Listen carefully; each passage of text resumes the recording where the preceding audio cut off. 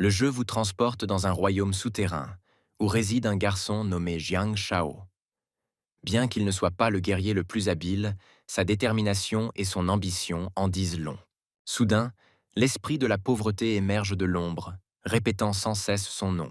Notre guerrier bouillonnait de colère face à cette insulte et refusait de tolérer un tel manque de respect, jetant un regard méprisant à l'esprit de la pauvreté.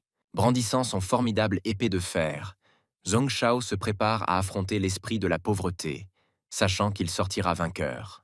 Un simple ennemi commun ridiculise le guerrier chevronné Jiang, sous-estimant ses prouesses. En vainquant cette petite créature verte, notre guerrier a encore renforcé sa réputation d'invincibilité et de force. Inébranlable dans sa résolution, il reconnut que vaincre de tels adversaires mineurs servait à renforcer sa détermination et sa résilience pour les batailles futures. L'esprit de la pauvreté s'est dissipé dans l'oubli, comme s'il n'avait jamais existé. Notre combattant devenait de plus en plus redoutable à chaque ennemi vaincu, sa santé s'améliorant de plus en plus. L'esprit de la pauvreté, une entité unique rencontrée au premier étage, pouvait rapporter entre 300 et 500 pièces d'or à sa mort, ainsi que d'autres trésors précieux.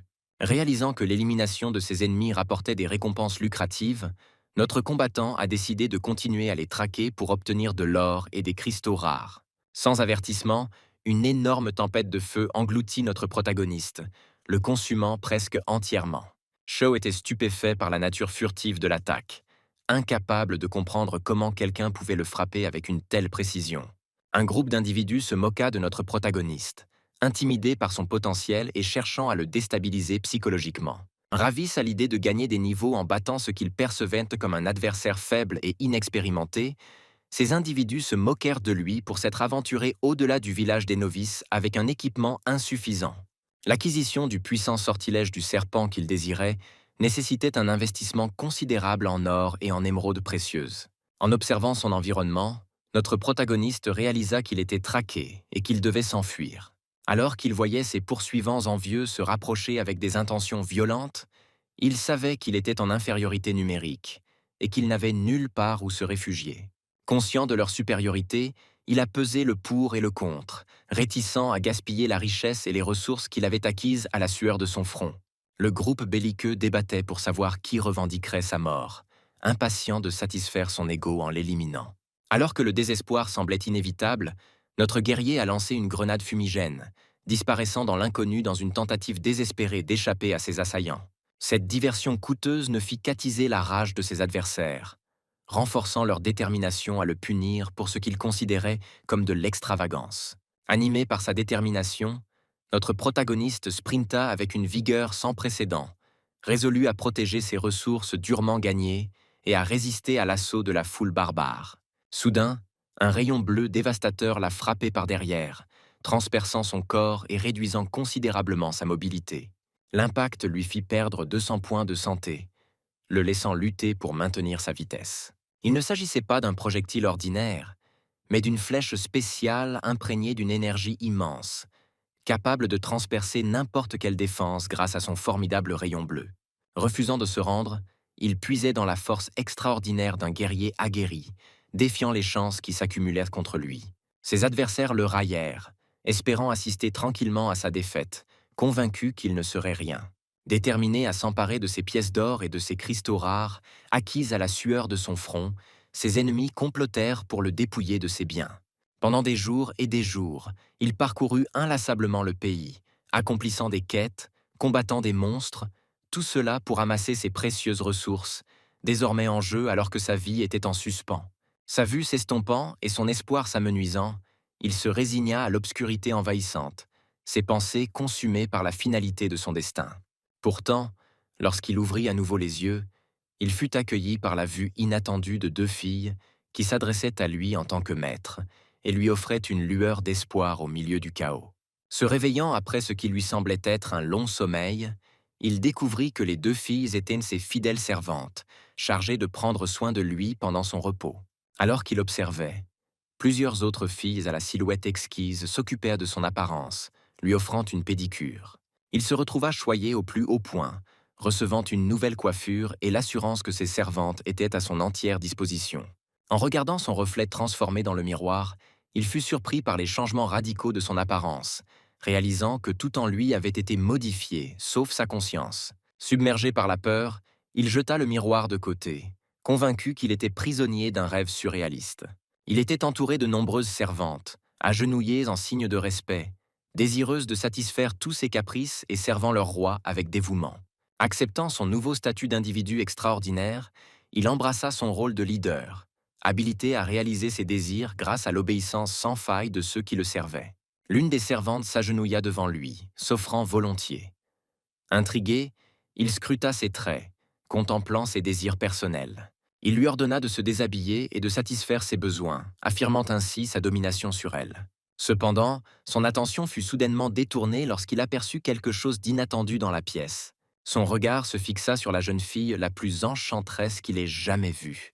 Captivé par sa beauté et son charme, alors qu'elle se tenait devant lui dans une tenue élégante. Réalisant qu'elle dépassait le simple besoin de servitude, il désira qu'elle comble ses désirs personnels. Malgré son autorité en tant que patron, ses désirs les plus intimes s'éveillèrent à l'idée de ce qui pourrait se passer entre eux.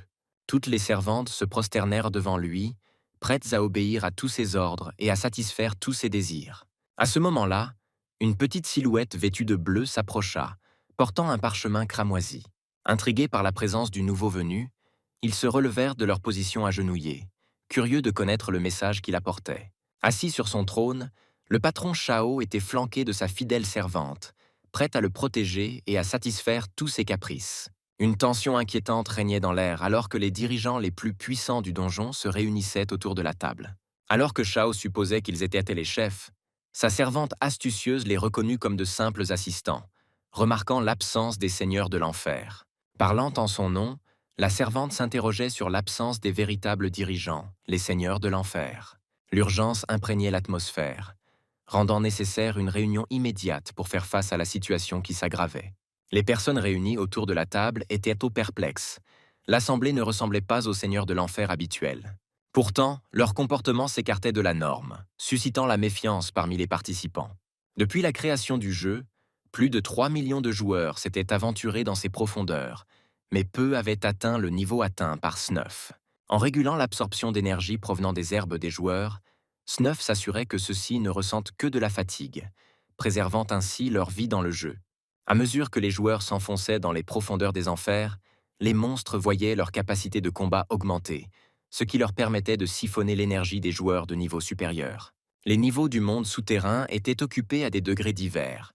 Le premier était rempli à 54%, le deuxième à 43% et le troisième à seulement 3%. Ces pourcentages représentaient les joueurs capables de progresser jusqu'à chaque niveau respectif dans le jeu.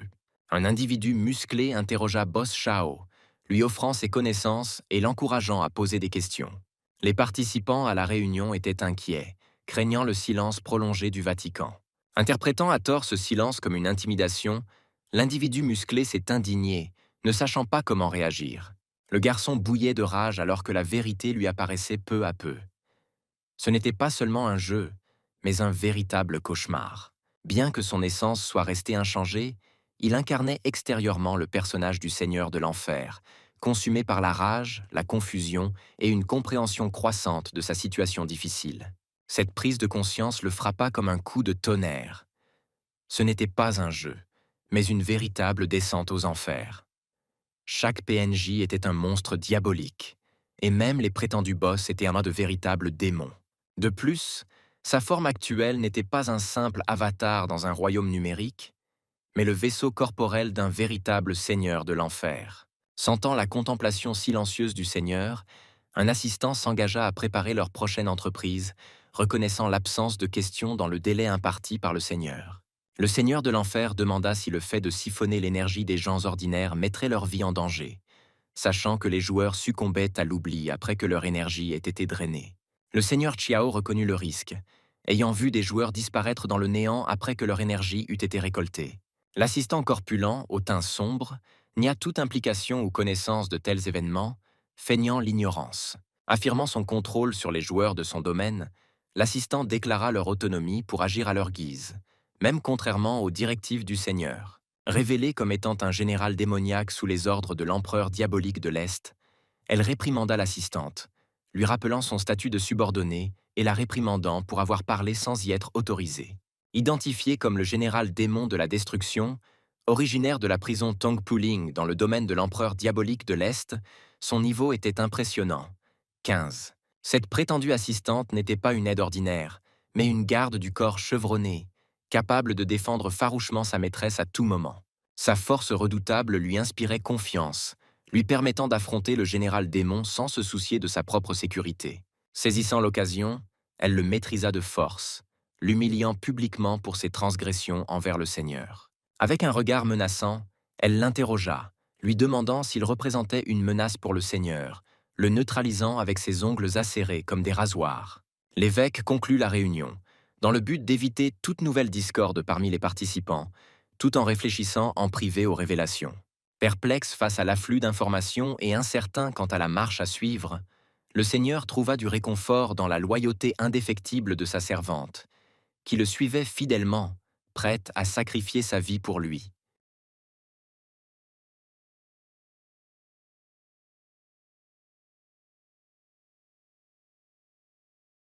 Conseillé par sa servante de prendre un bain et de se reposer après une journée épuisante, le Seigneur accepta ses conseils. En entrant dans sa cour, il fut accueilli par une multitude de belles jeunes filles qui s'enquirent de sa fatigue après les efforts de la journée. Submergé, le Seigneur balbutia qu'il n'était pas particulièrement fatigué, s'émerveillant de l'abondance de ses superbes servantes. Sa rêverie fut interrompue par le bruit de pas lourds derrière lui, le poussant à se retourner et à apercevoir une jeune fille imposante au visage serein, vêtue d'une robe blanche, qui lui proposait de l'accompagner à l'intérieur. Exprimant son inquiétude pour son bien-être, la jeune fille retira doucement sa serviette, se déclarant prête à satisfaire toutes les demandes de Sa Majesté. Debout devant lui, nue, elle attendait ses ordres, son charme le rendant sans voix. Enveloppé dans le brouillard de sa beauté, le Seigneur se trouva incapable de se concentrer sur sa nudité. Soudain, Zhong Shao fut ramené brusquement dans le jeu, alerté par une notification du système provenant d'en haut. Marchant aux côtés d'un ami, Shao fut interrogé sur sa connaissance du jeu de plus en plus populaire, l'enfer. Bien que conscient de l'existence du jeu, Shao mit en garde son ami inexpérimenté et faible d'esprit contre les dangers qu'il comportait. Quelques jours plus tard, alors qu'il se promenait dans les rues, Shao vit une ambulance partir à toute vitesse, transportant une victime des dangers du jeu. Réalisant que son ami, qu'il avait récemment interrogé sur le jeu, était désormais hospitalisé à cause de celui-ci, Shao s'inquiéta davantage. En voyant les larmes de la mère de son ami, il a immédiatement décidé de remédier à la situation, déterminé à ramener son ami à la vie et à rendre justice aux responsables. Découvrant que l'incident était dû à une utilisation prolongée du casque, il devint évident que son ami manquait d'exposition au soleil et à l'air frais. Pourquoi mes proches devraient-ils souffrir à cause du casque de ce jeu? Il n'est pas seulement un ami, c'est un compagnon de toujours, comme un frère. Il était de son devoir d'enfiler le casque et de plonger dans ce monde virtuel pour chercher des réponses, comme le ferait un frère dévoué. Il est retourné dans le jeu avec urgence, poussé par le besoin de percer le mystère derrière l'état de son ami et les dangers réels que représentait le jeu.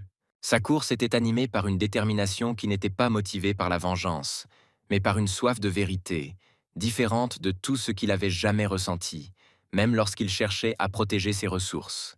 Son arrêt brusque le laissa perplexe. Pourquoi avait-il été éliminé sans être déconnecté du jeu? Le mystère subsistait. Devant lui se tenait une jeune fille enchanteresse, vêtue d'une tenue royale, dégageant une aura d'élite. Captivé par sa beauté éthérée, il fut surpris par sa présence. Elle lui ordonna sèchement de s'écarter, trouvant sa présence gênante. Quittant rapidement le village des débutants, la jeune fille avait déjà acquis certains des meilleurs objets, accessibles uniquement grâce à des dons. Bien que captivé par la jeune fille, il se rendit compte que ce n'était pas le moment de se laisser distraire. Sa mission exigeait toute son attention. Avec détermination, il poursuivit son chemin. Rencontrant un habitant des terres sauvages, un habitant de niveau 1 de la région forestière, il l'élimina sans hésitation, continuant résolument vers son objectif. Sans hésiter, il trancha rapidement la tête du sauvage et poursuivit son chemin. Personne n'était épargné dans sa poursuite implacable. Il restait inébranlable dans sa marche vers son but. À ce moment-là, un individu musclé à la peau foncée fut également envoyé dans la même zone que notre protagoniste, convergeant vers le même chemin. Au cours de son périple, Shao acquit son premier butin auprès des monstres qu'il vainquit. Il comprit qu'en s'enfonçant plus profondément dans le donjon, il découvrirait davantage d'informations et trouverait des réponses à ses questions. Le jeune homme avait connaissance d'un bug qui dépassait certainement les attentes du démon de la destruction, qui avait convoqué la réunion. Bien qu'il ignorât l'existence du démon, il connaissait ses plans et était déterminé à les contrecarrer.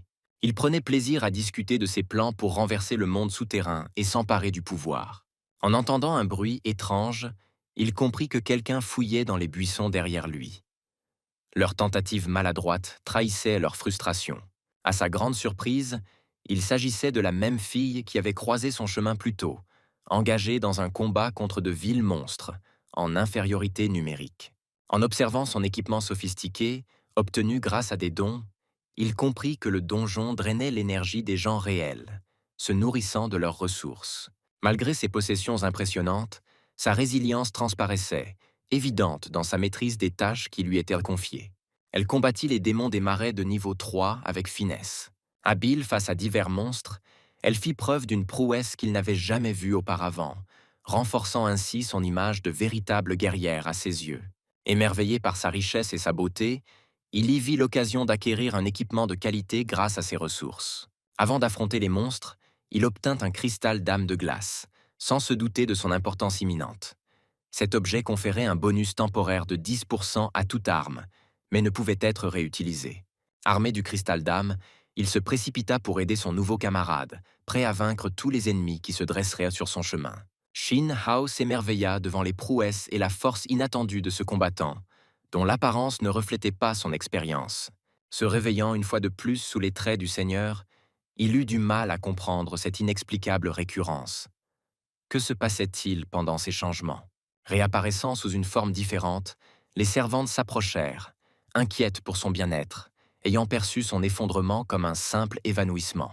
S'enquérant de l'endroit où se trouvait l'empereur, il fut surpris d'apprendre par l'une des servantes qu'il était parti. Choqué par leur départ sans son ordre, il trouva leurs actions intolérables et jura de les punir sévèrement.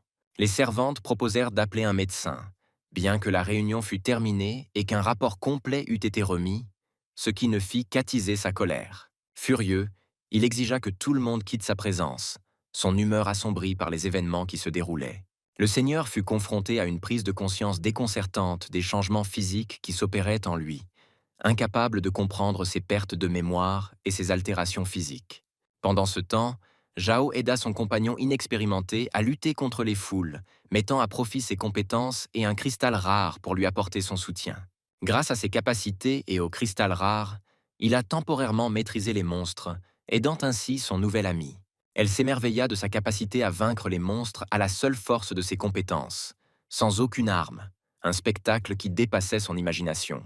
Alors que les effets du cristal Ice Soul s'estompaient, ils ont dû faire face aux monstres ressuscités, ce qui les a obligés à élaborer une stratégie pour les vaincre.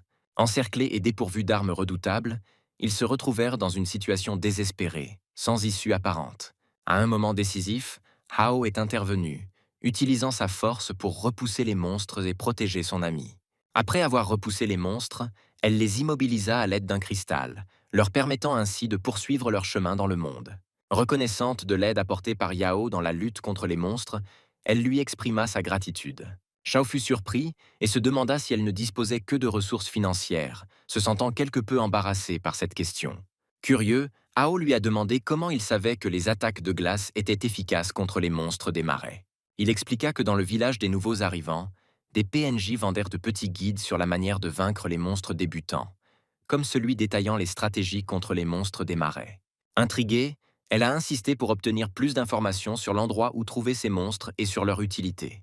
Il admit n'avoir jeté qu'un bref coup d'œil à la brochure lorsqu'un PNJ la lui avait montrée, ce qui l'a surpris. Shao attribua sa mémoire remarquable à son plus grand atout, qui lui permettait de se souvenir des informations sans effort.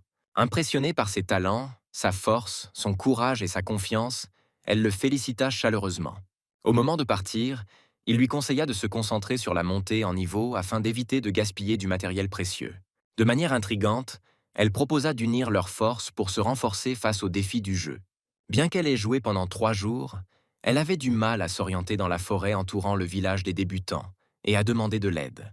Habituée à agir seule, Shao hésita à prendre cette responsabilité, mais reconnut les avantages potentiels. Elle lui a révélé sa fortune et lui a proposé d'accéder aux objets achetés dans le village des débutants, en soulignant qu'il était libre de choisir parmi ceux-ci. Surpris par ces achats, il s'interrogea sur leur nécessité et leur légalité. Désespérée, elle a supplié Shao de l'accompagner, lui offrant une généreuse compensation pour ses conseils et son aide, invoquant son manque d'expérience au combat mais ses ressources financières importantes. Soudain, le sol se mit à trembler, comme si un tremblement de terre était en cours. Un rayon rouge colossal jaillit de la terre, transperçant le ciel d'un éclat retentissant qui résonna dans les environs. Réalisant que c'était le moment qu'il attendait depuis longtemps, Shao sentit que ce pourquoi il s'était battu était enfin à sa portée. Saisissant précipitamment sa nouvelle compagne, il se dépêcha avec elle pour confirmer ses soupçons. Heureusement, un donjon d'élite rare se trouvait à proximité du village des nouveaux arrivants, mais seuls les aventuriers de niveau 5 ou plus pouvaient relever ces défis en toute confiance et récolter ses récompenses. Cependant, armé d'un arsenal d'armes, il était possible de tenter l'exploit plus tôt. Malgré quelques hésitations, sa compagne accepta de l'accompagner, reconnaissant l'intérêt d'acquérir une expérience supplémentaire au combat. Près de l'entrée de la grotte légendaire, ils aperçurent plusieurs silhouettes. L'homme élégant du magazine, accompagné de l'espoir de la cave et d'un sauvage redoutable. Décidés à les voler, ils avancèrent. De manière inattendue, des bananes volèrent dans leur dos, les faisant glisser et trébucher dans la confusion. Luttant pour retrouver leur équilibre, ils glissèrent sur les pots de bananes, ce qui les empêcha d'entrer dans le portail. Profitant de l'occasion, Shao et son compagnon ont discrètement déployé d'autres pots de bananes, faisant glisser les assaillants une fois de plus. Juste au moment où le portail commençait à se refermer, ils s'y engouffrèrent, échappant de justesse à leurs poursuivants. Les malheureux assaillants, glissant sur les pots de bananes, ont raté leur chance d'entrer dans le donjon, qui ne s'ouvrait qu'une fois tous les 10 jours. La lueur d'espoir les rassura, affirmant que leur niveau était insuffisant pour conquérir le donjon. Ils devaient simplement attendre leur émergence et les traiter en conséquence. Malgré la menace imminente, la lueur d'espoir rit avec assurance, incapable d'imaginer un scénario dans lequel ils sortiraient victorieux de la bataille. Chaque fois qu'ils entrèrent dans le donjon, les monstres apparaissaient de manière aléatoire, chacun incarnant des propriétés diamétralement opposées les unes aux autres. Or, terre, eau, feu et bois. Le succès dépendait de l'utilisation de l'arme appropriée. Malgré leurs efforts, aucune des armes dragons du village des débutants ne convenait, même s'ils parvenaient à acquérir une arme rare alignée avec l'un des 5 éléments. Se retrouvant sur une place désolée, les environs semblaient stériles et dépourvus de vie. Leur regard se posa sur une créature imprégnée de l'attribut. Or, une vision entièrement nouvelle pour eux. Impressionné par le savoir-faire et la conception des personnages du jeu, Shao s'abstint de mentionner l'existence de véritables démons, craignant que cela ne dissuade sa compagne de poursuivre le voyage. Il lui expliqua que pour progresser, ils devaient mettre de côté leurs réticences et travailler ensemble. Proposant de partager l'expérience à parts égales une fois le jeu terminé, il lui demanda de suivre strictement ses instructions. Il souligna l'importance de suivre son exemple et de se conformer à ses directives. L'épée enflammée, une arme de l'élément feu, offrait des capacités de défense redoutables, infligeant 100% de dégâts aux ennemis. Faisant preuve d'un courage et d'une détermination remarquables, Shao attaqua le monstre avec ferveur, maniant l'épée flamboyante avec habileté. L'arme s'est avérée supérieure à son épée précédente, améliorant ses prouesses au combat. Ensuite, une créature de l'attribut Terre lança une attaque, ses crocs menaçants et son visage inspirant la peur. Shao demanda alors avec insistance que le bâton de tonnerre lui soit remis sans délai. Son compagnon lui lança rapidement le bâton de tonnerre alors que la monstrueuse créature de terre se profilait. La bataille était indécise.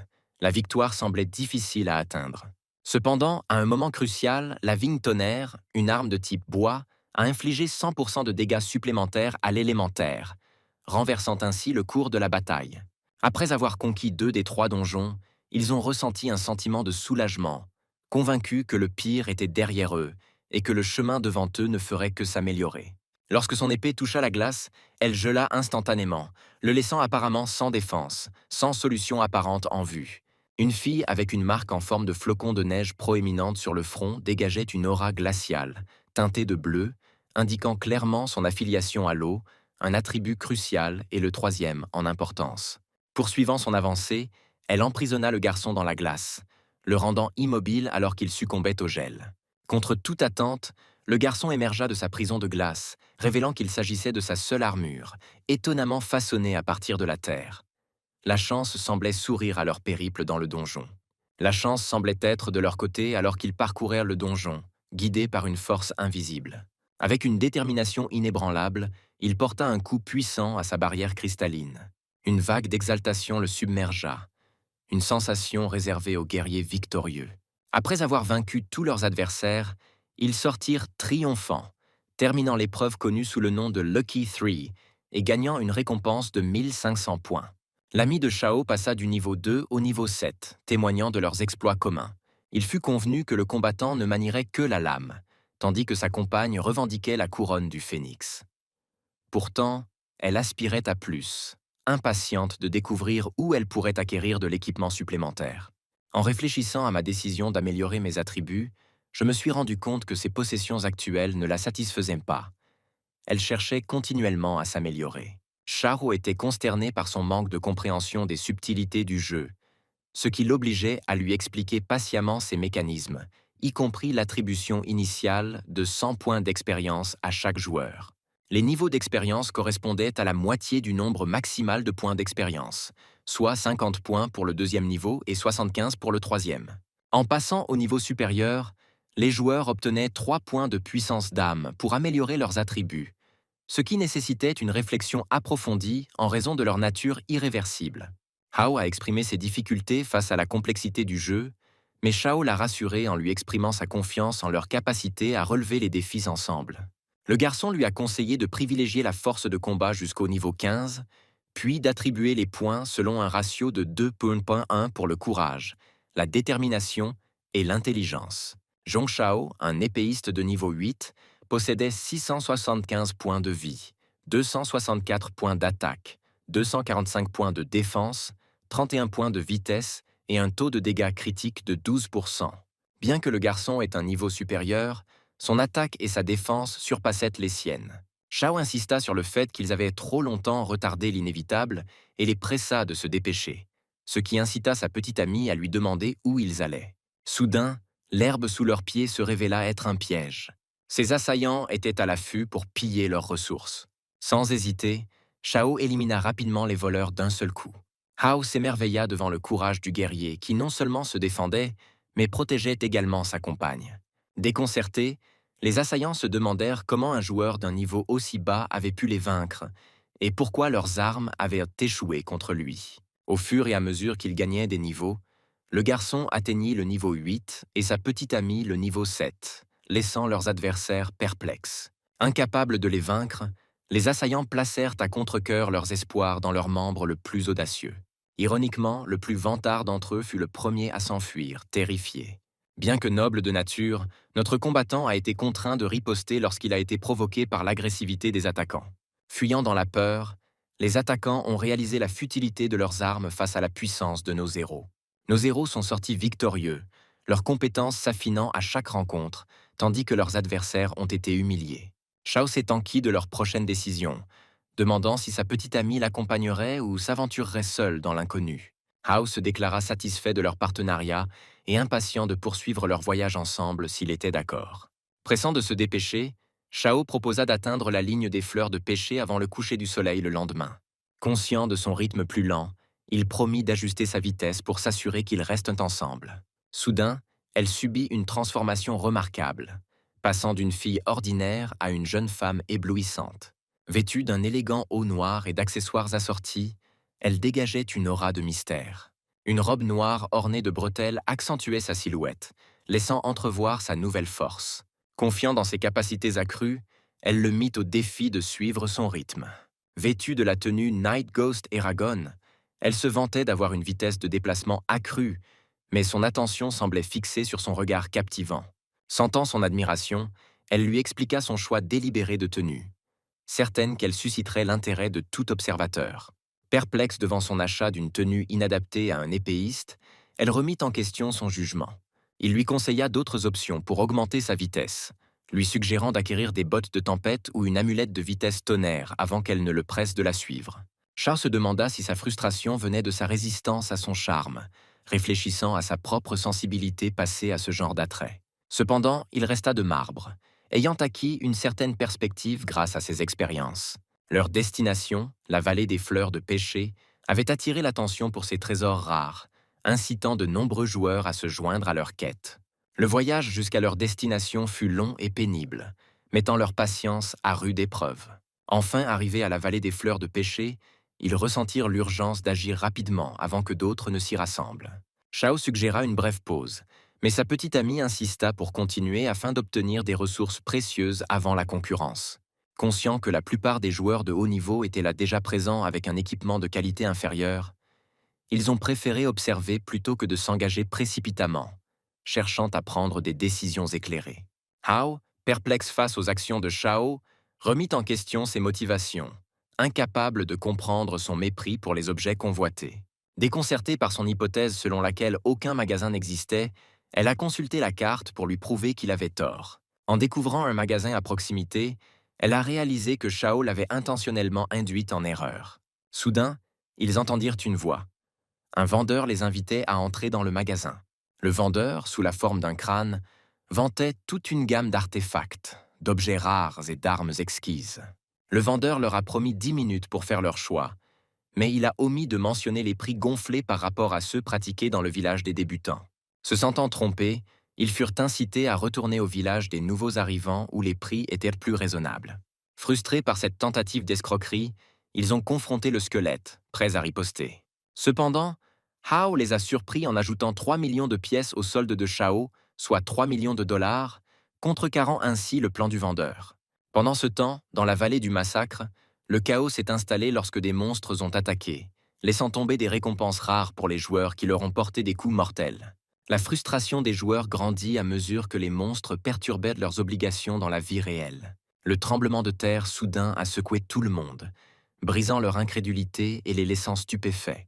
Sortant du sol, un terrifiant général démoniaque à l'aura verte sinistre est apparu, semant la terreur dans leur cœur. Réagissant rapidement, ils lancèrent une attaque collective, sous-estimant la force du boss et pensant que la victoire serait rapide. Cependant, d'un seul coup, le général démoniaque repoussa sans effort leurs attaques, les laissant sans défense. En un instant, les joueurs tombèrent, leurs espoirs anéantis, incapables même d'engager le combat contre cet ennemi redoutable. Déconcertés, ils se demandèrent pourquoi un monstre aussi puissant était apparu au premier niveau, emportant la vie de leurs camarades avec facilité. Implacable, le boss continua à déchaîner sa puissance dévastatrice, décimant les joueurs les uns après les autres sans pitié. Cependant, une soudaine pluie de flèches enflammées et d'élixirs lancés par une équipe novice prit le monstre au dépourvu, démontrant l'efficacité des attaques à distance et de la réflexion stratégique. Malgré leur ingéniosité, le monstre a rapidement éliminé les nouveaux venus d'un seul coup de hache. Leur force déclinant, le désespoir s'est installé lorsqu'ils ont réalisé leur incapacité à vaincre cet ennemi apparemment invincible. Sentant la défaite, les joueurs ont opté pour une retraite tactique, déconcertés par le défi impitoyable auquel ils étaient confrontés. La confusion régnait alors qu'ils s'interrogeaient sur le but d'un événement aussi intimidant où personne ne pouvait sortir vainqueur. Implacable, le monstre les poursuivit sans relâche, déterminé à ne laisser personne échapper à sa colère. Déchaînant un rayon vert dévastateur, le monstre a pris pour cible chaque joueur sans distinction, faisant preuve d'une cruauté sans limite. Malgré son attaque apparemment basique, chaque joueur a subi une perte importante de PV, les laissant perplexes et craignant le pire. Avec des points de vie dangereusement bas, les joueurs se résignèrent à leur mort imminente, acceptant leur sort. Cependant, l'attention du boss fut soudainement attirée par une sphère bleue ronde, le laissant perplexe et incertain. La sphère s'est révélée être un orbe de glace bleue, emprisonnant le boss dans le gel et neutralisant temporairement sa menace. L'ami de Shao a exhorté les joueurs à fuir, reconnaissant qu'ils étaient là les seuls à posséder les moyens de vaincre le boss. Alors que les joueurs se dispersaient, le boss ne pouvait que regarder impuissant ses proies s'échapper hors de sa portée. Réalisant le caractère temporaire de sa prison de glace, le boss se prépara à la briser facilement. Mais avant qu'il n'ait pu agir, la glace disparut inexplicablement, le laissant perplexe. Saisissant l'occasion, Shao bondit sur le boss, brandissant une épée enflammée avec l'intention de frapper. Sentant le danger imminent, le boss réalisa son erreur, mais il était trop tard pour l'éviter. Shao porta un coup dévastateur, animé par sa détermination et son courage, transperçant le monstre d'un rayon de feu.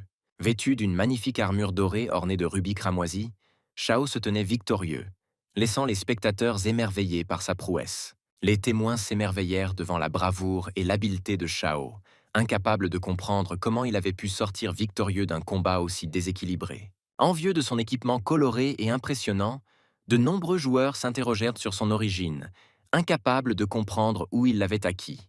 Le triomphe de Shao semblait presque surréaliste pour certains, ce qui a conduit beaucoup à s'interroger sur son authenticité. Le monstre, pris au dépourvu par l'assaut inattendu de Shao, avait du mal à comprendre comment il avait pu ne pas l'anticiper. Engagé dans une bataille féroce, Shao continua à exploiter son avantage, sans se laisser décourager par sa fatigue croissante. Avec une détermination inébranlable, Shao attaqua sans relâche le monstre, s'en tenant à son plan sans faiblir. Les spectateurs étaient stupéfaits par la maîtrise de Shao d'un combo de coups critiques, incapables de comprendre comment un nouveau venu pouvait manier une technique aussi avancée. Tout aussi déconcerté, le boss affronta la 10e combinaison consécutive de Shao, chaque coup infligeant des dégâts exponentiellement plus importants que le précédent, ne lui laissant que quelques points de vie. Si l'épée de Shao s'avérait redoutable, sa puissance avait un coût. Cependant, si le sacrifié pouvait sauver ses compagnons, cela en valait la peine. Cachant un sourire narquois, le boss avait un atout secret qu'il n'avait pas encore révélé. Soudain, sa santé devint imperméable aux dégâts, déviant toutes les attaques dirigées contre lui. Avec un sourire narquois, le boss lança un coup de poing dévastateur, infligeant des dégâts incroyables à Shao. Une aura verte vif émanait du poing du monstre, propulsant Shao en arrière avec une force formidable. Bien qu'il n'ait perdu qu'une fraction de sa santé, Shao ressentit le poids du coup et réalisa la puissance de l'attaque du monstre. Cependant, l'armure d'or du donjon qu'il portait atténua considérablement les dégâts, lui accordant 50% de chance d'esquiver les attaques et réduisant les dégâts subis de 70%. Rassemblant sa détermination, Shao comprit que sa mission était loin d'être terminée et était déterminé à la mener à bien jusqu'au bout. Imperturbable, Shao réfléchit à son prochain coup, conscient de son atout caché. Il se demanda si le verrouillage de santé tiendrait toujours s'il visait le point faible du monstre, aux grandes dames de ce dernier. À l'insu de Shao, le monstre se prépara à lancer une attaque imprévue, testant les limites de l'endurance du garçon. Malgré les dommages subis par sa santé, Shao resta déterminé, sentant le poids de ses blessures. Avec un temps de rechargement de 5 secondes, Shao savait qu'il devait agir rapidement. Alors que le monstre riait triomphalement, Shao décida de frapper avant la prochaine attaque, conscient que le temps pressait. Malgré la confiance du monstre, Shao restait déterminé à remporter la victoire. Tout le monde comprit le danger imminent auquel il était confronté et l'implora de partir immédiatement, lui criant de s'enfuir. Malgré les avertissements, il comprit parfaitement les risques et choisit de changer d'arme pour l'affronter. La créature fut stupéfaite par son changement d'arme, incapable de comprendre une telle décision. Cependant, craignant qu'il ne réussisse pas à temps, elle jugea cet acte futile, ne lui accordant aucune confiance. Déterminé à compter sur ses propres compétences, il activa la technique de la lame rapide. Le pas de tonnerre de Shao augmenta sa vitesse de déplacement de 100%. Mettant le monstre à genoux, ce revirement inattendu stupéfia tous les témoins du combat. Déconcerté, le monstre ne comprenait pas cette accélération soudaine, alors que sa santé diminuait jusqu'à 0. Le garçon expliqua que la lame avait doublé sa vitesse de déplacement. Après avoir porté le coup décisif au général Démon, l'anticipation de la récompense imminente remplit tout le monde de joie. Sentant que le monstre était conscient de sa vulnérabilité, Shao resta sur ses gardes, sachant qu'il pourrait chercher à se venger. Épuisé par cette épreuve, il se rendit compte que le monstre nourrissait des soupçons. Conscient de sa propre exposition, il comprit que faire rapport au roi de la fosse le mettrait en danger. Malgré la confusion de sa petite amie, il reconnut l'urgence de la situation et la nécessité d'agir. Il devait trouver un endroit isolé pour qu'elle puisse accomplir son geste. Perplexe à l'idée de le tuer, elle remarqua que son armure était éparpillée, le laissant vulnérable. L'exhortant à agir rapidement, il lui promit de lui expliquer plus tard et lui demanda de contacter son ami à l'hôpital pour avoir des nouvelles de son état. Shao lui donna rendez-vous dans le village des nouveaux arrivants dans 3 jours, à minuit, insistant pour qu'elle agisse rapidement. Alors qu'elle enfonçait l'épée dans son corps, du sang se répandit partout, son propre sang. Il ignora la douleur, la comparant à l'épreuve de mourir dans le monde réel. L'agonie qu'il ressentait reflétait la sensation d'avoir son énergie drainée. Le chef des enfers réapparut, désorienté et vidé de son énergie. En ouvrant les yeux, il se retrouva sous de grands cerisiers. Sa servante, les larmes aux yeux, se pencha sur lui avec son regard magnifique. Tous deux étaient déconcertés. Elle, choquée par son état, et le boss, surpris par sa présence continue dans ce royaume. Elle prit tendrement soin de lui, le déconcertant par son affection, qu'il tenta d'esquiver. S'excusant pour le dérangement, il la troubla par ses sautes d'humeur. Elle insistait pour que chacun de ses caprices soit sa plus grande joie à satisfaire. Se sentant étourdie et mal à l'aise, il la pressa de l'emmener rapidement au puits de la réincarnation. Anxieux de découvrir ce qui n'allait pas, il exigea une action immédiate. Il lui ordonna de se rendre sans délai au puits avec lui. Déconcertée par son changement soudain d'attitude, elle se demanda s'il se moquait d'elle, mais trouva du réconfort dans sa gentillesse inattendue. Bien que peu familière, elle accueillit sa tendresse, avide de son amour et de son attention. Le démon de la destruction était apparu puis avait disparu, laissant derrière lui une traînée de malédiction. La servante, choquée par la défaite, s'émerveilla devant la prouesse du vainqueur. Le monstre fut ébranlé par la révélation de sa vulnérabilité, ce qui le poussa à informer l'empereur fantôme de son intention de capturer et d'éliminer le coupable. Le seigneur de l'enfer, accompagné de sa servante, se dépêcha d'intercepter et de contrecarrer les plans du monstre.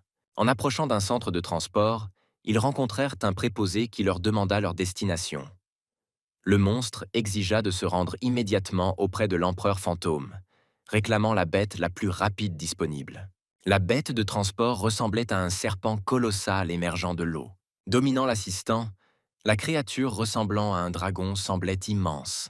L'assistant leur fit ses adieux, soulignant la capacité du dragon à parcourir de longues distances dans les enfers. Ils arrivèrent juste au moment où le monstre partait, risquant de graves conséquences s'il avait atteint sa destination. Le seigneur lui assura qu'il ne le laisserait pas continuer. Perplexe, le monstre jeta un regard en arrière, sentant que quelque chose n'allait pas. D'un seul coup, il fendit l'eau, séparant tout et tout le monde dans ses profondeurs. Confus et s'étouffant avec l'eau, le monstre réfléchit à ce qui s'était passé et à ce qu'il percevait comme une faute de sa part. L'assistant stupéfait les avertit de garder leur distance avec le puissant seigneur. Perplexe face aux actions du seigneur, le monstre se demanda pourquoi on l'empêchait d'atteindre sa destination. Le évêque, étonné par la force du seigneur, s'enquit de la raison de sa précipitation, impressionné par la démonstration de puissance sans effort. Le monstre effrayé expliqua sa rencontre avec quelque chose d'étrange, qu'il devait rapporter à l'empereur. Cependant, le seigneur, déterminé à identifier l'instigateur du complot, insista pour faire son rapport à l'empereur fantôme. Il discourut l'attitude condescendante du monstre. Malgré les tentatives du monstre de minimiser son manque de respect, le seigneur insista pour obtenir des informations, soupçonnant une fuite d'informations sensibles. La servante était perplexe. Qui son Altesse pouvait-elle soupçonner d'une telle trahison? Il mit fin à toute discussion, invoquant l'urgence de son départ. Le seigneur reconnut le moment opportun pour frapper, saisissant l'occasion d'utiliser une arme discrète et petite pour attaquer par derrière. Il brandit la faucille fantomatique des enfers, une arme puissante à sa portée. Malgré son apparence ostentatoire, la faucille était loin d'être discrète ou petite, ce qui constituait une incongruité flagrante. Le monstre, surpris par le choix de l'arme, commença à craindre pour sa vie. Apaisant le monstre, le seigneur lui assura qu'il souhaitait simplement tester l'arme. D'un coup puissant, il infligea une blessure importante au modeste monstre, testant ainsi la puissance dévastatrice de la faucille. Malgré son maniement erratique, l'arme s'avéra extrêmement puissante, drainant l'énergie plutôt que le sang. Choqué par l'audace de l'attaque, le monstre craignait la vengeance de l'empereur fantôme. Frustré par la présence de l'arme, il aspirait à s'en débarrasser. Prostré et en larmes, il implora la pitié du grand seigneur, le suppliant de lui donner une autre chance. Soudain, une corde rouge transparente et serrée s'enroula autour de son cou, le tirant en arrière avec une force suffocante. Confus et haletant, il ne comprenait pas qui avait orchestré cette attaque. Il s'agissait en fait de l'assistante du seigneur, prête à intervenir et à le protéger à tout moment. Le seigneur était perplexe devant sa capacité à maîtriser un monstre aussi puissant avec une seule corde, ce qui le laissait complètement déconcerté. Sans la moindre hésitation ni pause, elle accomplit sa tâche en silence. Le seigneur estimé loua ses actions, la remplissant de joie. Il lui demanda d'attendre dehors pendant qu'il organisait méticuleusement les documents. Compte tenu de l'implication du Seigneur des Enfers dans la conception du jeu, il possédait sans aucun doute les informations nécessaires. La maîtrise des principes fondamentaux du jeu lui conférerait un pouvoir sans égal. Perplexe, la servante ne comprenait pas pourquoi le Seigneur s'en prenait soudainement au général démon, contrairement à sa stratégie habituelle de patience et d'analyse stratégique. Elle supposa que ses actions étaient une défense à son égard, croyant qu'elle était la cible de son agressivité. Ignorant l'importance qu'elle avait à ses yeux, elle attribua ses actes uniquement à elle. Pendant ce temps, notre protagoniste, déguisé en seigneur, étudiait méticuleusement les complexités et les règles du jeu. Grâce à ses lectures, il comprit que les empereurs fantômes avaient l'intention de siphonner une quantité importante d'énergie du monde réel. La vague fantôme, prévue pour la nuit du 9 septembre, devait durer 6 heures, bloquant les notifications du système et les morts des joueurs. Lorsque la barrière protectrice autour du village des nouveaux arrivants se dissiperait, la vague fantomatique attaquerait et détruirait le cristal, piégeant les joueurs dans le jeu et les condamnant à mort. Sous les traits de l'Overlord, notre protagoniste espérait que les joueurs contrecarreraient ce plan, accumulant 3 fois plus d'expérience et poursuivant leur jeu sans succomber à la hausse de 1040% de l'énergie entrante. Réalisant que c'était le 9 septembre, il réfléchit avec anxiété au plan néfaste prévu pour cette journée. Sentant un changement sans précédent en lui, il a estimé qu'il était temps de partir, comme si quelque chose d'important l'attendait. La femme de chambre, perplexe devant l'agitation qui émanait de sa chambre, ne savait pas trop ce qui se passait à l'intérieur. Entrant dans la pièce avec enthousiasme, elle s'adressa à lui en l'appelant « Votre Altesse ». S'enquérant de sa position sur le sol, elle croisa son regard, empreint de colère et de mécontentement. Inquiète, elle lui demanda s'il s'était à nouveau évanoui et s'il avait besoin d'une assistance médicale. Rencontrant une nouvelle vague de colère, il refusa catégoriquement qu'elle le touche, exigeant qu'elle retire immédiatement ses mains. Découragée par ses efforts vains, elle déplora ce moment perdu, profondément bouleversée. Reconnaissant l'absurdité de la situation, elle implora le Seigneur de le punir. À ce moment-là, il a reconnu que quelque chose n'allait pas, tourmenté comme il l'était souvent par des trous de mémoire. Notre protagoniste envisagea de rester dans le corps du Seigneur de l'Enfer pour résister à la vague fantomatique, mais il fut expulsé de force. Prenant son apparence, Xiao décida de diffuser ses nouvelles connaissances afin d'alerter tout le monde. Il mit en garde contre l'accès à Internet jusqu'au 10 septembre, diffusant le message afin de renforcer la vigilance. Conscient du potentiel de progression en tuant des fantômes, Xiao se positionna stratégiquement de manière avantageuse. Le ciel prit une teinte inquiétante, annonçant le début imminent des événements. Des apparitions fantomatiques se matérialisèrent, semant la peur parmi les joueurs qui étaient auparavant absorbés par la chasse aux monstres. Se préparant à une bataille inévitable, notre combattant est resté prêt à affronter n'importe quelle issue. Des explosions ont retenti à travers le paysage, décimant rapidement les monstres en quelques secondes. Des manifestations fantomatiques enragées, ressemblant à des primates, ont émergé avec une soif de violence, représentant une menace mortelle pour tous. Mangmu, une tireuse d'élite chevronnée maniant une arme à feu, était au niveau 6 avec 240 points de vie. Sa puissance d'attaque était de 46 points, complétée par une défense de 17 points.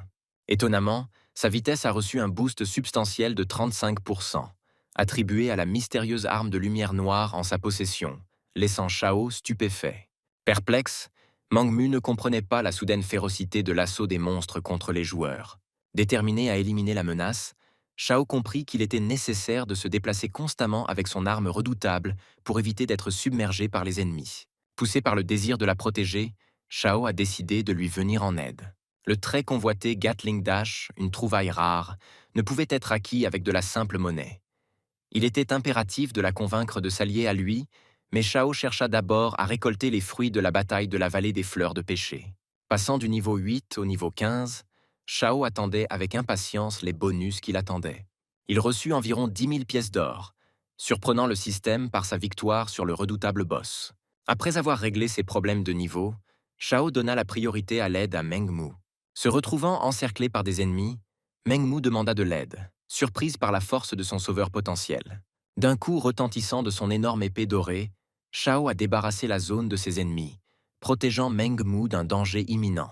Au bord de la mort, Meng Mu a été sauvé in extremis par l'intervention opportune de Shao. Témoin de son audace, Meng Mu fut surprise par la force et la chevalerie inattendue dont fit preuve Shao.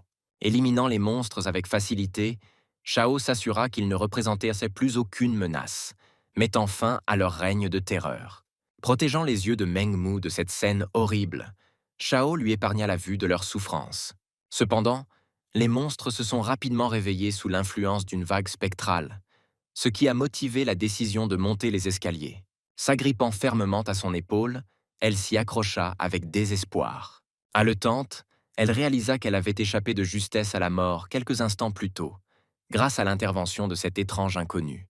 Perplexe, elle se demanda où il avait acquis un équipement aussi remarquable et amassé une telle richesse. Se souvenant qu'une simple griffe volante vendue dans le magasin du village des novices ne coûtait que 3 pièces d'or, elle s'émerveilla de sa prévoyance. Étonnée par sa prévoyance, elle ne comprenait pas comment il avait pu anticiper le besoin de tels outils. Il lui expliqua sa nature prudente, la surprenant par sa capacité à prévoir le déchaînement des monstres. Il lui expliqua qu'il était en train de miner à proximité lorsqu'il fut témoin du chaos qui se déroulait et qu'il chercha refuge. Émerveillée par son niveau 15, elle s'engagea à s'associer exclusivement avec lui dans ses futures entreprises. Répartissant ses points selon un ratio de 2 pour 1, il se concentra sur l'amélioration de ses compétences et l'activation de ses capacités exclusives. Une fois celle-ci activée, une notification le félicita d'avoir débloqué la compétence exclusive, Bloodlust, suscitant à la fois son intérêt et sa détermination à progresser davantage. Intrigué mais inquiet, il a ressenti une vague de motivation pour continuer à se développer alors que sa nouvelle compagne les exhortait à se rapprocher. Une formidable armée néon, animée par la destruction, se profilait devant eux, redoutable tant par sa force que par son nombre. Disciplinés et organisés, les soldats fantômes, vestiges des batailles passées, représentaient une menace par leur puissance collective. D'un geste autoritaire, le soldat à cheval a donné le signal de l'assaut, les incitant à se préparer à l'attaque imminente. Désireuse d'en savoir plus, la petite amie de Xiao l'exhorta à rester en retrait et à observer pendant qu'elle prenait les choses en main. Méthodiquement, elle abattit les soldats les uns après les autres, apparemment inconsciente de la menace qu'ils représentaient. Se délectant de l'étreinte de la nuit, elle se sentait invincible, capable de poursuivre son assaut jusqu'à l'aube. Lorsqu'ils aperçurent 2 joueurs au sommet de la montagne, une pluie de flèches s'abattit sur eux, leur causant des dégâts importants et épuisant leur force. Leur vitalité déclinant, ils ont compris qu'il était urgent de battre en retraite, surtout lorsqu'ils ont remarqué la présence d'étudiants à proximité.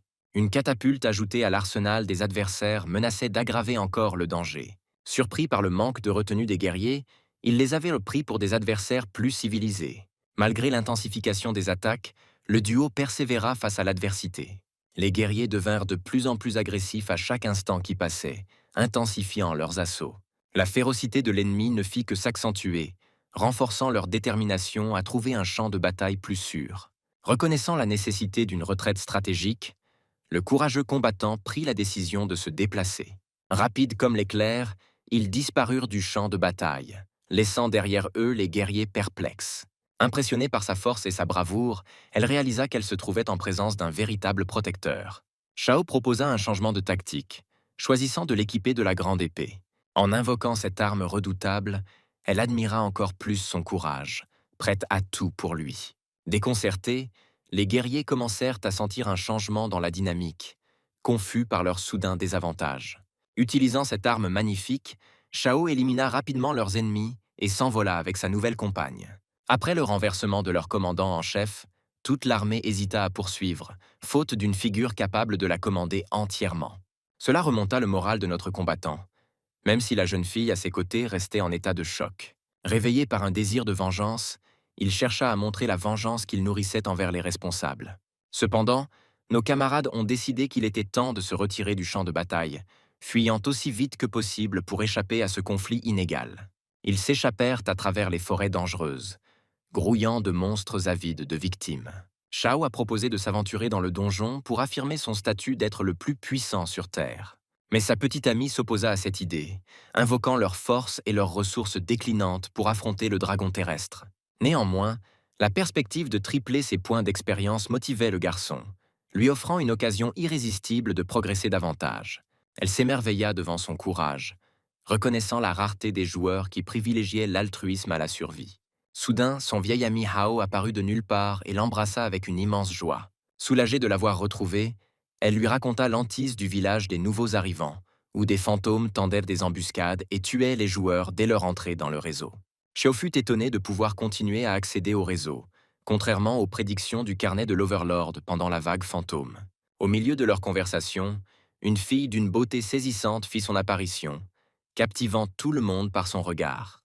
Malgré son apparence agréable, elle attaqua rapidement notre protagoniste, le prenant au dépourvu. Le déconseillant de s'engager immédiatement dans un conflit, il l'exhorta à se calmer et à engager une conversation rationnelle. Soulignant la nécessité de l'unité comme priorité absolue, il l'implora de cesser les hostilités. Surpris par son acte d'agression soudain, il ne savait pas comment réagir. Identifiée comme l'Ignunite, elle incarnait le rôle d'une assassin aux statistiques redoutables. Santé à 300 sur 300, puissance d'attaque de 126, augmentation significative de la vitesse de déplacement de 260%, niveau de dégâts critiques de 8 et défense de 68. Perplexes face à la disparition soudaine de Jiang Xiao, les filles se demandèrent comment il avait pu s'évanouir en un instant. Réapparaissant instantanément derrière elle, il insista pour qu'ils aient une discussion sérieuse. Reconnaissant sa forme inhabituelle et son épée redoutable, elle admit qu'il était un adversaire redoutable, différent de tous ceux qu'elle avait rencontrés auparavant. Fumant de rage, elle déplora la rareté des individus capables de la battre avant de le rencontrer. Le garçon fut stupéfait par sa réponse rapide, ne s'attendant pas à sa riposte. Le rejetant avec dédain et lançant ses nunchakus, elle décida de l'éliminer de son chemin. Exhortant ses amis à l'aider à repousser ses shurikens, il se retrouva dans une situation désespérée. Pendant ce temps, Ao cherchait des objets utiles qui pourraient les aider dans leur confrontation. Au même moment, sa deuxième petite amie activa le mode de capture clé sur sa mitrailleuse violette, prête à remporter la victoire. Cependant, au lieu de balles, la mitrailleuse lança une toile massive qui piégea deux de leurs compagnons. Les avertissant de ne pas résister, elle leur expliqua que se débattre ne ferait que resserrer l'emprise de la toile. Reconnaissant une opportunité, le garçon saisit la chance de s'approcher de sa nouvelle petite amie, se plaquant au sol et s'enquérant de son état. Alors qu'il était allongé sur elle, elle le regardait avec incrédulité, incapable de comprendre comment, après d'innombrables combats et un entraînement rigoureux, elle avait pu faiblir. Il se pencha vers elle, manquant de l'embrasser. Il se trouva incapable de résister à son charme, même s'il était conscient de la concession qu'il faisait. Le groupe commença à débattre pour savoir qui devrait s'aventurer dans le donjon, chacun étant impatient d'obtenir les ressources nécessaires. Malheureusement, 3 de ses compagnons avaient péri lors de batailles précédentes, marquant leur 3e tentative dans le donjon. Xiao lui assura qu'il n'était pas nécessaire d'attendre, car selon les règles de la vague fantôme, ses amis ne pourraient pas se connecter ce soir-là. Reconnaissant la futilité d'entrer sans capacités ultimes, elle proposa de ne pas entraver leur progression. Cependant, le garçon a cherché à la persuader, invoquant sa connaissance du donjon et le potentiel d'avantages mutuels à faire à nouveau équipe. Malgré les limites de son personnage, il a souligné l'opportunité actuelle de gagner des niveaux importants. Acceptant à contre-cœur de s'associer à lui, elle refusa de lui donner ses coordonnées, ayant l'intention de se séparer de lui après l'aventure de la nuit. Leur premier ami la critiqua pour son égocentrisme et son arrogance apparent. En sa présence, son ami a réalisé que ses sentiments allaient au-delà de la simple amitié. Les exhortant à se dépêcher, Uni leur rappela le temps limité dont ils disposaient. Ao a recentré leur attention sur la tâche à accomplir, soulignant la nécessité de mettre de côté les questions personnelles pour l'instant. Shao a demandé s'il fallait contacter l'hôpital, ce à quoi Hao a relayé la réponse de sa jeune sœur. Il est apparu clairement que le garçon avait négligé ses pauses pendant plusieurs jours, ce qui avait incité sa sœur à le mettre en garde contre une éventuelle intervention médicale s'il persistait à rester connecté en permanence. Mais une question subsistait. Comment s'était-il nourri pendant tout ce temps? Sa sœur n'aurait-elle pas dû intervenir? Ils se demandèrent comment. Il s'est avéré que sa sœur lui avait fourni tous les restes de nourriture, ce qui lui avait fait prendre près de 30 kilos au cours de ces derniers jours. De l'autre côté se trouvait l'antre du dragon de terre. En entrant, le groupe devait obéir aux ordres de cette fille s'il voulait sortir vainqueur. En sortant du portail, ils ne savaient pas ce qui les attendait. Tout leur était inconnu, ce qui les maintenait en état d'alerte permanent. Une odeur nauséabonde agressait leurs sens, émanant du sang du dragon terrestre, qui n'avait pas encore séché car le dragon se régénérait rapidement. Leur choc ne fit que s'intensifier lorsqu'ils virent ce qui se trouvait devant eux, les poussant à saisir leurs armes sans hésitation. Juste devant eux se tenait le dragon, et l'ami de Meng Mu prépara rapidement son arme. C'était un dragon de terre, aligné avec l'élémentaire, doté d'une santé de 2200, d'une puissance d'attaque de 500, d'une défense de 600 et d'une vitesse de 10. Ses compétences comprenaient le feu infernal, qui crachait des flammes par la bouche, infligeant des dégâts à sa cible pendant 10 secondes, et l'armure empoisonnée, qui infligeait des dégâts partiels aux joueurs à proximité. Les écailles du dragon se révélèrent impénétrables pour l'arme de son ami. Ils élaborèrent un plan. Attirer le dragon plus près, puis frapper au moment le plus opportun. Hao lança une attaque par derrière tout en exhortant Meng Mu à détourner l'attention du dragon. Acceptant le plan, elle s'arma et se déplaça pour distraire le dragon. Il s'avéra que ces monstres étaient véritablement infernaux et ne se réinitialisaient pas à chaque rencontre. Cela signifiait que le dragon conservait le souvenir de ses morts précédentes et reconnaissait leurs pièges. Shao insista sur le fait que c'était dangereux et préconisa une retraite pour éviter les pertes. Prises au dépourvu par cette tournure inattendue des événements, les filles commencèrent immédiatement à paniquer. L'angoisse assombrit leur visage, alors que l'incertitude planait sur les prochains moments décisifs qui allaient déterminer leur sort. Émergeant de la gueule béante de l'entité monstrueuse, un rayon vert colossal jaillit, détruisant tout sur son passage lumineux et puissant. Son agilité s'avéra écrasante. Elle se retrouva acculée, sans issue, prise au piège dans la confusion. Non content de maintenir son rythme, il accéléra ses assauts à chaque seconde qui passait. Crachant son venin sans discernement, ses rayons émeraudes cherchaient à terrasser presque tous les membres de notre groupe. Ceux qui échappèrent à l'assaut durent endurer une confrontation éprouvante, d'où ils sortirent meurtris mais vivants. Ses réflexes rapides vinrent à son secours. L'intervention opportune de Hao aida sa nouvelle compagne à naviguer dans le chaos. La tentative d'intervention d'un garçon rencontra une résistance immédiate, repoussé par l'affirmation qu'il n'avait pas sa place ici. Ses intentions étaient nobles, mais inconscient du danger. Ils le maîtrisèrent rapidement. Lin s'est retrouvée submergée par les événements qui se déroulaient, déconcertée par son environnement et les circonstances. Un sentiment d'appréhension s'empara d'elle, la poussant à saisir son épée, prête à faire face à toute menace imprévue, même si rien ne pouvait la préparer à cela. Le monstre qui avançait dégageait une rage et une agressivité qui semblaient imparables, jusqu'à ce que des aiguilles colossales émergent de la terre, entravant sa progression. Les filles persistèrent dans leur attaque contre le garçon, jusqu'à ce que leur attention soit détournée par l'apparition soudaine de phénomènes inexplicables. Au milieu de leur assaut, des entités étranges se matérialisèrent, captant le regard des filles et détournant leur attention. La tentative de l'un d'engager le combat avec le dragon fut contrecarrée par les aiguilles saillantes qui l'immobilisèrent sur place. Piégée par les épines, elle fut rendue incapable d'agir, mais fut heureusement épargnée de blessures mortelles. Elle se demanda pourquoi le dragon avait gardé cette technique secrète jusqu'à présent, plutôt que de l'utiliser plus tôt. Immobile et vulnérable, elle devint la proie idéale du dragon alors que la journée touchait à sa fin. Malgré ses blessures méritées, notre vaillante combattante comprit qu'il fallait renverser la situation.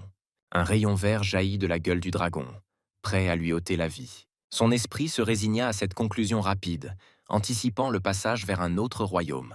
Vêtue d'une armure dorée, notre courageux camarade la protégea, absorbant l'assaut et préservant sa vie. Leur tentative d'enfermer le monstre avec une corde verte s'avéra vaine, n'accordant qu'un bref répit à la créature qui se libéra, consumée par la vengeance. Malgré leurs efforts, le monstre brisa facilement la corde qui le retenait, avide d'une nouvelle vengeance. Menmu affirma la futilité de telles mesures contre un ennemi d'une telle stature. Shao a compris que 2 grenades d'un gramme pourraient immobiliser le dragon momentanément, ce qui était suffisant pour leurs besoins. Cependant, son compagnon a remis en question l'utilité de cette stratégie. Notre combattant ordonna que 2 autres grenades soient lancées à son signal. Son compagnon recula, remettant en question sa santé mentale, suggérant de se retirer du donjon, car il n'avait que peu de chance à 4 contre le dragon. Pourtant, il insista sur leur choix délibéré du donjon.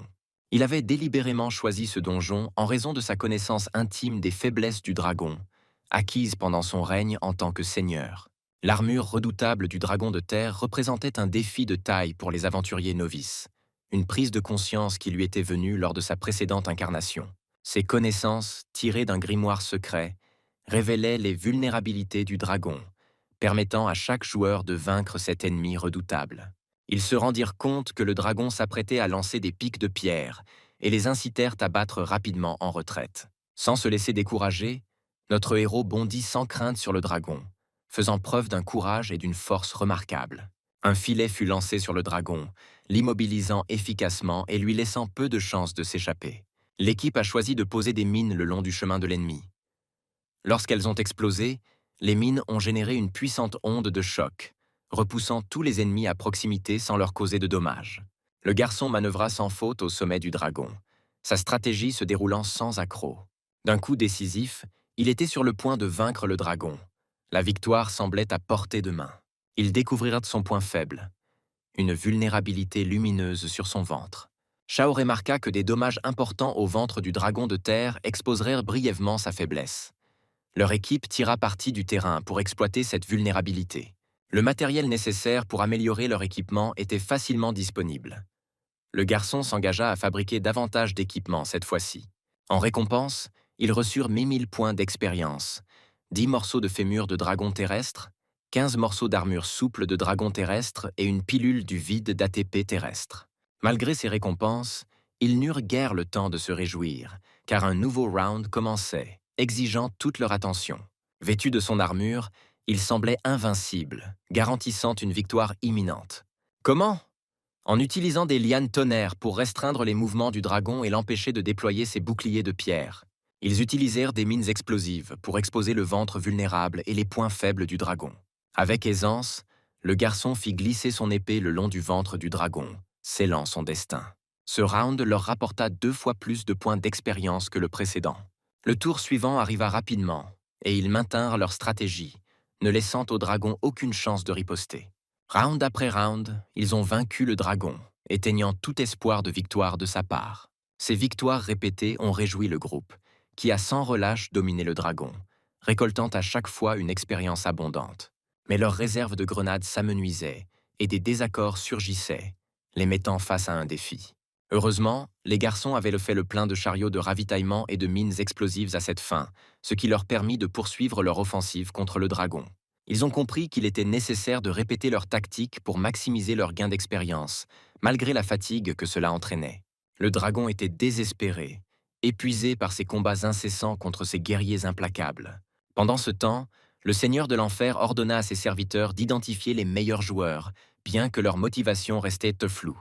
Si le système était correct, les données relatives à cet individu se trouvaient dans la grotte. Le nom de Jiang Xiao était devenu synonyme d'arrogance. Pendant leur séjour, le garçon avait atteint le niveau 17, tandis que sa petite amie avait atteint le niveau 14. De plus, ses 2 autres compagnons avaient atteint respectivement les niveaux 14 et 13. Après cette bataille intense, l'épuisement s'était emparé de tout le monde, les rendant incapables de poursuivre l'action. Les filles se retirèrent pour se reposer, souhaitant bonne chance aux garçons et promettant de se retrouver dans la soirée après avoir récupéré. Inquiète pour le bien-être de son amie, elle l'avait exhorté à quitter le jeu et à privilégier le repos, consciente des dommages potentiels que cela pouvait causer à sa santé. Cédant à sa propre fatigue, elle a, elle aussi, quitté le jeu pour aller chercher le repos dont elle avait tant besoin. Ignorant leurs conseils, notre combattant a décidé qu'il valait mieux récupérer en méditant dans le jeu plutôt que de risquer sa santé mentale en dehors. Fermé brièvement les yeux, il sentit quelqu'un s'approcher et réalisa qu'une silhouette se tenait au-dessus de lui, projetant une ombre qui bloquait la lumière du soleil. Devant lui se tenaient 2 filles, l'une vêtue de noir et l'autre de blanc, qui le regardaient avec un mépris évident. Exprimant sa lassitude, il s'interrogea sur leur présence, désirant la paix et la solitude pour sa méditation. Reconnaissant leurs vêtements noirs et blancs, il les identifia comme des divinités éphémères. Étonnées par sa perspicacité, les filles cherchèrent à évaluer sa véritable force, sous-estimant son potentiel latent. La jeune fille vêtue de noir produisit une chaîne violette pour tester sa capacité à le retenir. Pendant ce temps, la jeune fille en blanc lança un rayon violet dans le but de le frapper. La force du coup le fit vaciller, d'une intensité sans pareille. Alors que la fille vêtue de noir l'enchaînait, le rendant immobile, il ressentit un sentiment écrasant d'impuissance. Malgré ses efforts, les chaînes le retenaient complètement, le laissant à leur merci. Avec un sourire sardonique, les filles semblaient avoir anticipé cette issue. Souffrant d'une douleur atroce, il se retrouva vidé de son énergie de combat, entièrement consumé par leur assaut. Attaqué des deux côtés, il fit face à un assaut implacable, la fille en blanc lançant des coups par derrière tandis que la fille vêtue de noir manipulait les chaînes. À un moment décisif, il utilisa le talisman du cercueil pour échapper à la capture, reconnaissant la nécessité de neutraliser l'une de ses agresseurs pour prendre l'avantage. Voyant la fille en blanc ouvrir un mystérieux portail violet, il sentit une invitation, même s'il était réticent à l'accepter. La fille maniait une arme qui semblait être une triche, avec une expansion illimitée et une portée étendue, ce qui représentait un défi redoutable. D'un ton moqueur, la fille vêtue de noir l'avertit de ne pas salir son pantalon, leur rire reflétant leur scepticisme quant à sa capacité à les vaincre. Ces portails dupliqués l'assaillirent sans relâche, l'empêchant de récupérer. Sous ces assauts incessants, son armure dorée souterraine se brisa, ne lui laissant que son équipement standard. Réalisant la futilité d'affronter les deux adversaires simultanément, il chercha à en neutraliser un en l'attirant dans une fosse. Activant une compétence appelée « soif de sang », il embrassa le frisson du combat, même si la foudre déchirait son corps. Alimenté par la colère et la soif de vengeance, sa détermination à vaincre les filles brûlait avec férocité. Une silhouette mystérieuse ressemblant à un démon, de la même couleur que ses éclairs, se matérialisa au-dessus de lui, dégageant une aura intimidante. Une lueur violette émanait de lui, l'enveloppant d'une forme puissante et intimidante. Même les environs prirent une teinte violette alors que le reflet de son pouvoir se répercutait sur les filles. L'une des filles se moqua de sa bravade, la jugeant injustifiée pour un esprit apparemment faible. Sentant une menace approcher derrière lui, il réalisa trop tard qu'il s'agissait d'une lame pointée sur lui. Comprenant la gravité de leur confrontation, il se prépara à un combat qui pourrait décider de la vie ou de la mort.